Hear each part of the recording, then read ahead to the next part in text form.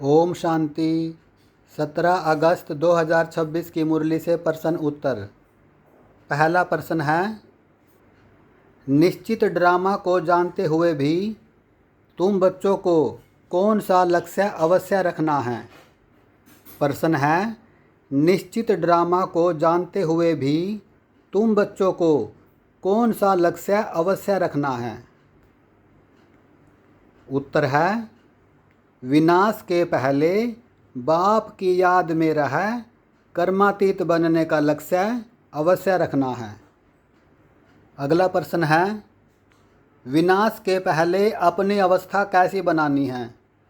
विनाश के पहले अपनी अवस्था कैसी बनानी है। उत्तर है, अचल अडोल बनानी है। अगला प्रश्न है, किन की कहानी बहुत वंडरफुल है। किन की कहानी बहुत वंडरफुल है। उत्तर है, बाप और दादा की कहानी वंडरफुल है।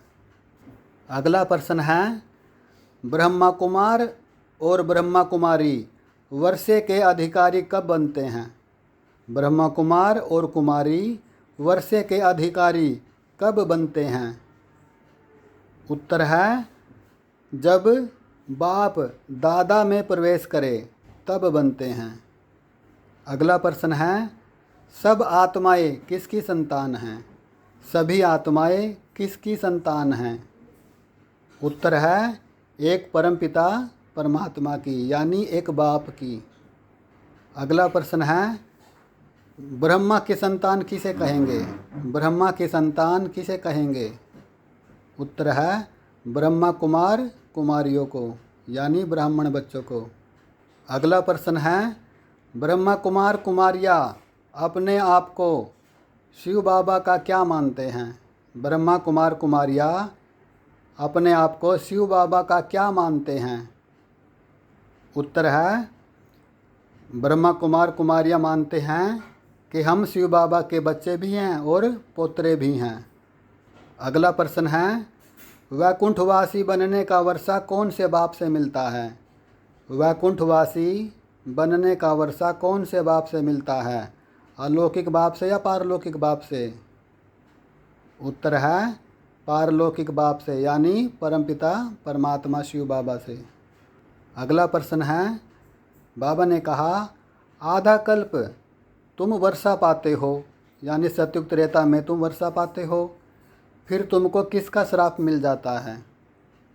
बाबा ने कहा, आधा कल्प तुम वर्षा पाते हो, फिर तुमको किसका श्राप मिल जाता है। उत्तर है, रावण का श्राप मिल जाता है, यानी 5 विकारों की प्रवेशता हो जाती है। अगला प्रश्न है, रावण का श्राप मिलने से क्या होता है।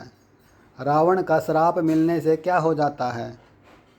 उत्तर है, ग्रहचारी बैठ जाती है और नीचे उतरते जाते हैं। अगला प्रश्न है, सबसे बुरी दशा कौन सी है और सबसे ऊंचते ऊंच दशा कौन सी है। प्रश्न है, सबसे बुरी दशा कौन सी है और ऊंचते ऊंच दशा कौन सी है। उत्तर है, राहु की दशा सबसे बुरी है और बृहस्पति की दशा सबसे ऊंची है। अगला प्रश्न है, किसके कारण हम काले हो गए हैं। किसके कारण हम काले हो गए हैं। उत्तर है, 5 विकारों के कारण। अगला प्रश्न है, लाइन पूरी करो। दे दान क्या आएगा। दे दान। उत्तर है, दे दान तो छूटे ग्रहण। अगला प्रश्न है, किसका दान दो तो ग्रहचारी उतर जाएगी। किसका दान देने से ग्रहचारी उतर जाएगी। उत्तर है, 5 विकारों का दान देने से। और ये दान किसको देना है। उत्तर है, शिव बाबा को देना है, क्योंकि उनमें ही इतनी ताकत है जो सभी आत्माओं के विकार ले सकते हैं।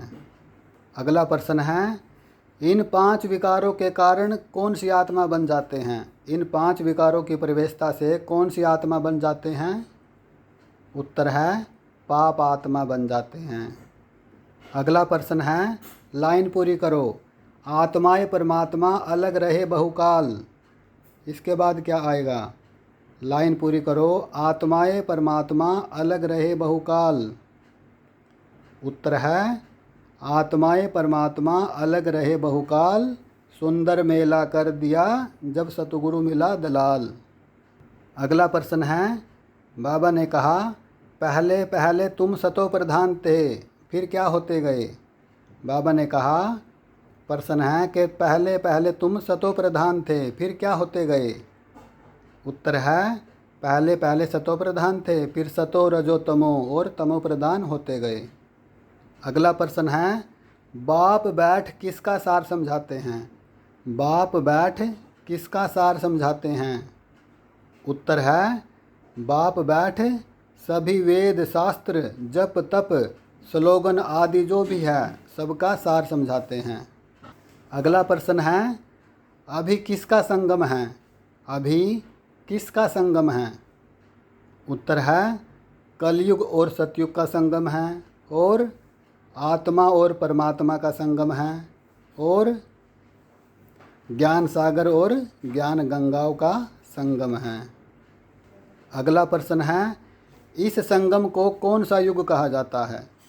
इस संगम को कौन सा युग कहा जाता है।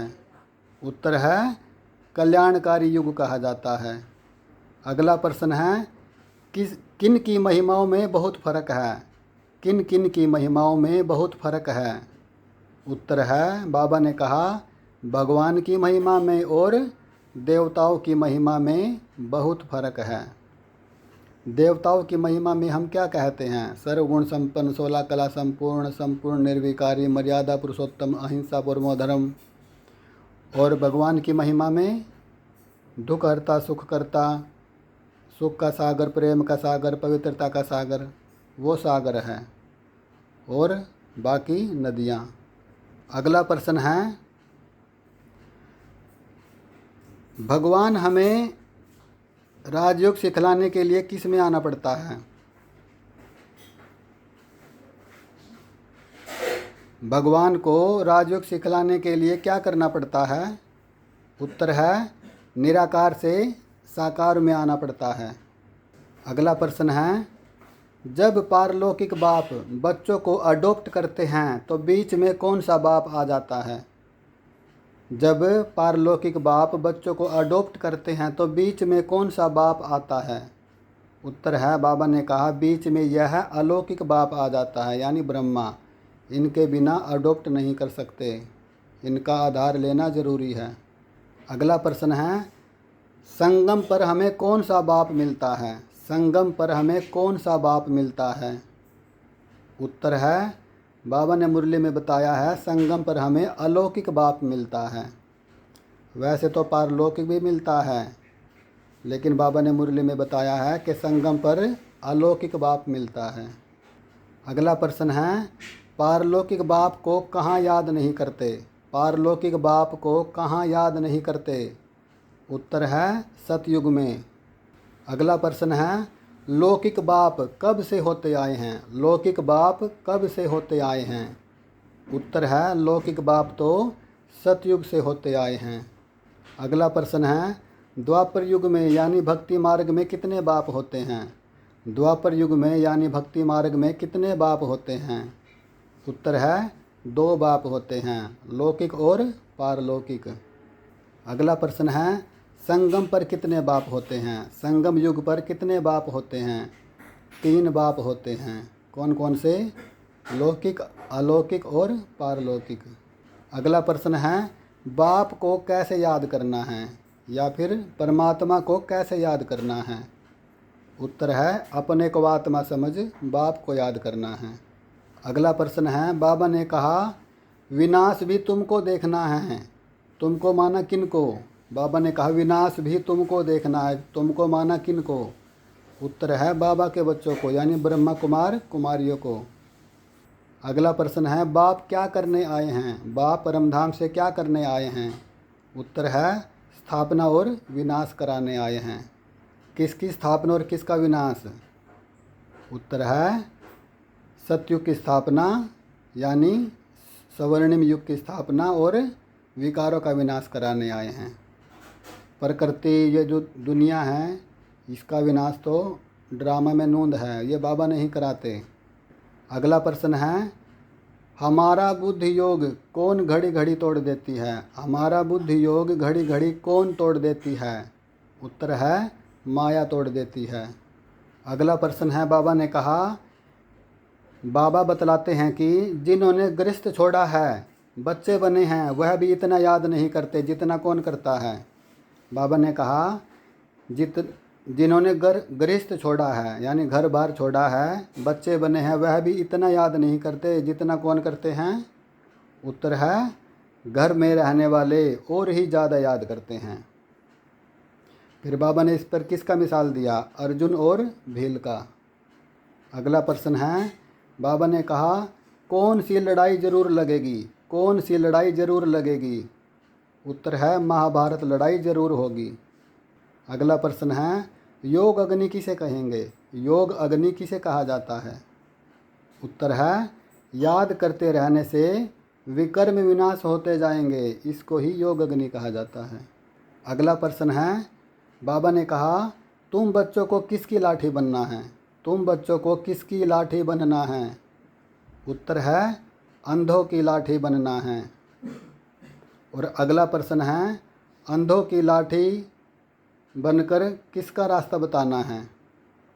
सबको किसका रास्ता बताना है? उत्तर है सबको रास्ता बताना है कि बाप को याद करो, चक्र को याद करो और स्वदर्शन चक्रधारी बनो।